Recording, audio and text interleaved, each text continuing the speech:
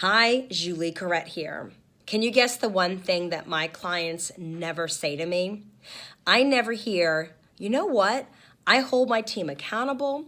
I provide clear, consistent, and transparent feedback, and I do effective performance management practices.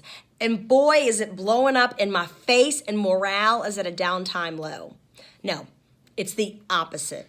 The one thing that leaders and organizations could be doing and are not doing enough of out of fear is holding people accountable and having critical conversations and giving performance feedback. They believe this misnomer that if I hold people accountable, if I say something, if I speak up too much, then that person will feel I'm picking on them.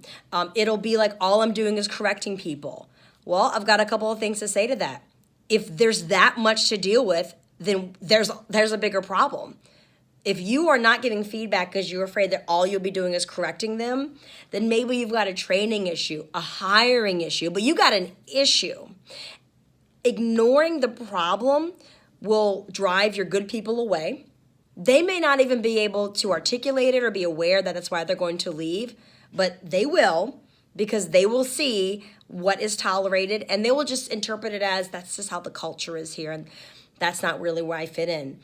And they'll move on. You'll lose the good people. And you already know it's getting into the workplace.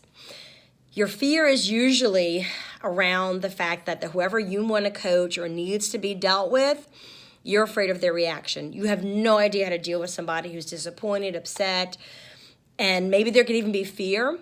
Maybe their reaction will be so big that that reaction is something you don't want to deal with to the point where you'd rather accept the poor performance and let that just be something that is part of how the operation runs.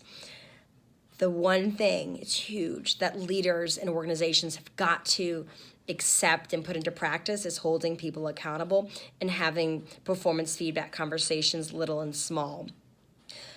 If this is not held up to the most top level of authority, CEO, president, executive director, then you are really up against the current here. Because what good is it for me as a leader to hold somebody accountable if the person that is above me in the org chart or chain of command is like, it's not a big deal, don't worry about it. Because you're working for a conflict avoidant person as well, and you're gonna have to really rethink some things.